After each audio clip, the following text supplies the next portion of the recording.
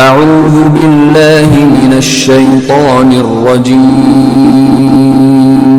بسم الله الرحمن الرحيم. وعلیکم السلام ورحمۃ اللہ وبرکاتہ. جی میرا سوال یہ تھا کہ کوئی شخص ہے جو اللہ رب العالمین پر ایمان رکھتا ہو، اس کے رسول کو مانتا ہو، پر وہ ہندو ہو اور وہ یہ یقین نہ رکھے، وہ یہ اپنے آپ کو مسلمان نہ کہلوانا چاہے اور وہ نماز روزہ کچھ نہ رکھے، پر اس کی توحید قائم ہو، مطلب وہ اللہ رب العالمین کے ساتھ کسی کو شریک نہ کرے، تو کیا اس کا اللہ رب العالمین اس کی گناہ کو معاف کر کے اس کو جنت میں داخل کرے گا؟ دیکھیے مقصود صاحب، دو باتیں آپ کو میں بنیادی طور پر بتانا چاہوں گا.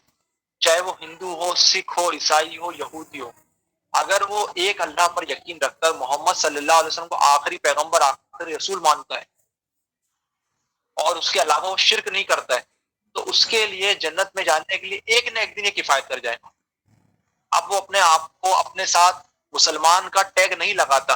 اب اس کی بہت سی وجوہات ہو سکتی ہے. ایک وجہ یہ ہو سکتی ہے کہ وہ جس معاشرے میں رہ رہا ہے وہاں اسے جان کا خطرہ ہے. تو سورہ نساء سورہ نمبر 4 میں، سورہ بقرہ سورہ نمبر 2 میں اور سورہ انعام سورہ نمبر 6 میں اللہ نے حکم دیا ہے اگر زندگی اور موت کی کشمکش ہو تو آپ کلمہ کفر بھی وہاں بول سکتے ہیں. آپ حالات کے اعتبار سے تقیہ کر سکتے، توریہ کر سکتے. جیسے صحیح بخاری میں کتاب الانبیاء میں حضرت ابراہیم علیہ السلام کی جب ان کے تعلق سے بات ان کے خلاف آ رہی تھی تو آپ نے وہاں تقیہ توریہ کر کر اپنی بات کو دوسری بات وہاں بیان کرے کہ آپ کے دل میں کچھ اور تھا اور زبان میں آپ نے کچھ اور ظاہر کرے. تو اس سے ہمیں ثبوت ملتا ہے کہ اس شخص اگر مسلمان لفظ کا استعمال نہ بھی کرے وہ تو، لیکن جو اللہ کے رسول کو مانتا ہے اور قرآن مجید کو مانتا ہے، اللہ کو ایک مانتا ہے اور بت پوجا نہیں کرتا، مشرک نہیں ہے، تو پھر ایک نہ ایک دن جنت میں چلے گا. لیکن اس کے اوپر کتنے سال کا، کتنے کروڑ سال کا، کتنے ہزار سال کا عذاب ہوتا ہے یہ اللہ اور اس کا معاملہ ہے، کیونکہ اس نے اللہ کے رسول کی بتائی ہوئی شریعت پہ وہ چل نہیں رہے جاننے کے باوجود. کیونکہ ہمیں اللہ نے جس نبی کو وہ ماننا ہے، اگر وہ ہندو ہے مان لیجیے، تو ہندو اگر وہ ہے تو اللہ کے رسول صلی اللہ علیہ وسلم کو ماننا اور ان کے طریقے پہ چلنا. تو یہ تو ہندو مذہب کی جو بنیادی کتاب ہے اس میں یہ بات کا نقل ہے. جیسے کہ آپ کو بنیادی کتاب میں آپ کو بتاؤں گا، اس کی بھوشیہ پران آپ نے سنے ہوں گے، بڑی مشہور اور معروف کتاب ہے ہندو مذہب کی. تو بھوشیہ پران ادھیے نمبر 3 شلوک نمبر 3 میں اور منتر نمبر 5 سے لے کر 21 تک آیا ہے کہ اس منتر ملچ آچارے، ایک ملچ آچار آئیں گے، ان کا نام محمد ہوگا، ان کو آپ کو ماننا ہے. یہ تو ان کی مذہب کی کتابوں میں ہے کہ ان کو ماننا ہے. یہاں ماننے سے مراد ہے ان کے بتائے ہوئے طریقے پر چلنا، جس کا ہمیں قرآن میں بھی اللہ حکم دیتا ہے، یا الذین آمنوا اطیعوا اللہ واطیعوا الرسول، اللہ کی اطاعت کرو، رسول کی اطاعت کرو. عمل سے ہوتی ہے میرے بھائی اطاعت، صرف زبان سے نہیں. جی نیکسٹ. اور جیسے کہ اللہ رب العالمین نے سورہ نساء میں کہا ہے کہ یہ لوگ اللہ سے جی یہ لوگ لوگوں سے شرماتے ہیں، اللہ سے نہیں شرماتے. اور لوگ کیا کہیں گے، مطلب اسی وجہ سے لوگ اپنے آپ کو مسلمان نہیں کہلوانا چاہتے. تو کیا یہ بھی شرک ہے؟ دیکھیے میں نے آپ کو ایک بنیادی طور پر بات بتایا کہ آج کے تاریخ میں تو آپ ایسے کسی معاشرے میں، پوری دنیا میں ایسا معاشرہ کہیں موجود نہیں ہے، پوری دنیا میں ایسا معاشرہ کہیں موجود نہیں ہے جہاں آپ صرف اپنے ساتھ مسلمان کا ٹیگ لگائیں گے تو آپ کو جان سے مار دیں گے.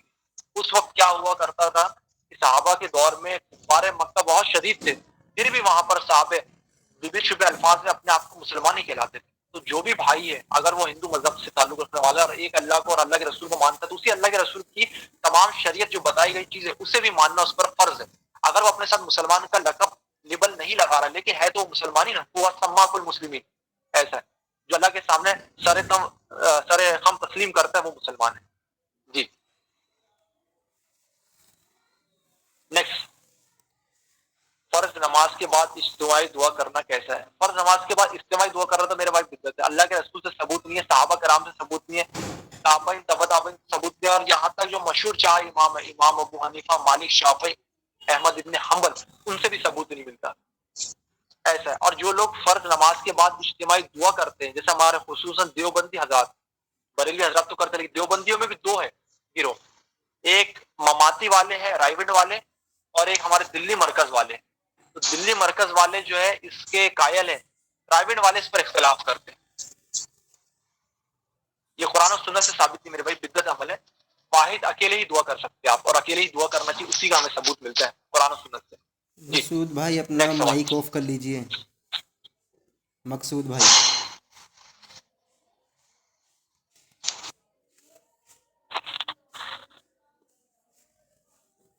فیصل بھائی، مطلب ایک حدیث سننے جی میں آئی ہے میرے کہ جی مطلب آپ صلی اللہ تعالی وسلم نے حضرت عباس رضی اللہ تعالیٰ عنہ کو کسی موقف پہ حضرت معاویہ رضی اللہ تعالیٰ عنہ کے پاس میں بھیجا کسی کام سے بلانے کے لیے. تو حضرت معاویہ رضی اللہ تعالیٰ عنہ نے فرمایا کہ میں کھانا کھا رہا ہوں. تو آپ صلی اللہ علیہ وسلم نے شاید بددعا کی تھی. اب وہ اس میں مجھے پوری کنفرم حدیث نہیں پتا، تو کیا یہ واقعے میں ایسی کوئی حدیث ملتی ہے؟ جی ہاں، یہ ابن عباس رضی اللہ تعالیٰ عنہ کی تعلق سے جو روایت ہے صحیح مسلم میں موجود ہے، اور اس پر امام نووی نے باب باندھے ہیں. امام نووی صحیح مسلم تو امام مسلم نے لکھے، لیکن باب اس پہ باندھے ہیں، تقریب کرے امام نووی نے. امام مسلم نے باب نہیں باندھے، لیکن انہوں نے جو اس طریقے سے روایتیں لائے نا، اسی اعتبار سے امام نووی نے اس پر باب باندھے. تو اس میں باب کی جو ہیڈنگ اس میں یہ ہے کہ اللہ کے رسول کسی شخص کے لیے بد دعا کرے، اور اگر وہ اس کا اہل نہ ہو تو اس کے لیے وہ رحمت بن جائے.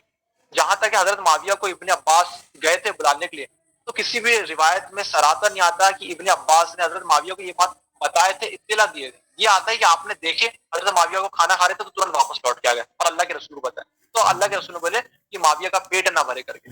جب اس حدیث کے اس روایت کے پہلے کی دو روایتیں آپ پڑھیں گے تو اس میں سمجھ میں آئے گا کہ جو دو حدیثیں آتی ہیں اس سے ہمیں یہ بات چلتی ہے پتہ کہ اللہ کے رسول اگر کسی کے تعلق سے کوئی نازیبہ الفاظ کہہ دیے اور اگر وہ اس چیز کا اہل نہ ہو تو اللہ تعالیٰ اس کو ان کے لیے خیر و عافیت کی معاملات میں کر دیتے ہیں، اس کو ان کے لیے رحم بنا دیتے ہیں، ان کے لیے سہولت بنا دیتے ہیں، نہ کہ وہ ان پر کوئی بددعا ہے. یہ صحیح مسلم سے ثابت ہے. ہمارے ایک بڑے پڑوسی ملک کے ہمارے ایک بھائی ہے، وہ یہ روایت بیان کرتے اپنے ریسرچ پیپر میں. تھوڑا سا ان سے غلو ہوا ہے کچھ معاملات میں، اللہ تعالیٰ انہیں ہدایت دے. ایسا تو انہوں نے اس روایت کا سیاق اور سباق سے آؤٹ آف کانٹیکسٹ کاٹ کر اس بات کو بیان کرے. ایسا ہے. جی میرا سوال ضعیف حدیث کے تعلق سے تھا. جی شفیق الرحمان، ڈاکٹر شفیق الرحمان کی ایک کتاب ہے، اس میں امام مسلم کا وہ ایک قول نقل کرتے ہیں. امام مسلم اس میں کہتے ہیں کہ جو عالم ضعیف حدیث بیان کرے اور اس کو بیان کرنے کے بعد میں یہ کہے کہ ضعیف حدیث پر آپ عمل کرو، تو امام مسلم جی اس قول میں لکھتے ہیں کہ مطلب اس عالم کو عالم کہنے کے بجائے جاہل کہنا مناسب ہوگا. ہاں، میں سمجھ گیا آپ کی بات. صحیح مسلم میں امام مسلم صحیح مسلم کا جو مقدمہ ہے، جو 92 آپ نے روایت اس میں نقل کری، آپ نے اپنا مقدمہ بیان کرے، اس میں امام مسلم نے یہ بات کو بیان کرے ہیں کہ ایسے محدث، ایسے عالم، ایسے فقیہ جو اس دور کے اپنی کتابوں میں ہزاروں روایتیں جمع کر رہے ہیں بنا اس کا ذوق بتائے. جیسے ایگزامپل امام احمد ابن حنبل، آپ نے مسند احمد میں روایت سند کے ساتھ جمع کر دی، اس پہ کوئی حکم نہیں لگائے. جیسے امام ترمذی حکم لگاتے ہیں، دیگر جو ائمہ امام حیثمی ہو گئے یا ایسی اور بھی جو ائمہ ہے وہ حکم لگاتے ہیں. تو ان کے تعلق سے امام مسلم نے کہا ہے کہ جو لوگ اپنے پاس روایتیں بہت ساری اکٹھا تو کر رہے لیکن اس پر حکم بیان نہیں کر رہے، دراصل یہ بہت بڑی ایک علمی خدمت کو تہس نہس کر رہے. کل کو جب یہ روایتیں دوسروں کے پاس پہنچیں گی تو اس روایتوں کو اسی کی طرح سے پاس آن کریں گے تو اس سے امت میں فتنے ہوں گے. آج آپ جانتے ہیں امت جو اکثر جو لڑ رہی ہے جن مسائل کو لے کر، چاہے وہ وسیلہ توسل کا ہو، حاضر ناظر کا ہو، علم غیب کا، وہ انہی ضعیف روایتوں کی وجہ سے امت آج لڑ رہی ہے. تو امام مسلم نے جو اس دور میں جو باتیں بیان کی تھی آج وہ باتیں صادق ثابت ہو رہی.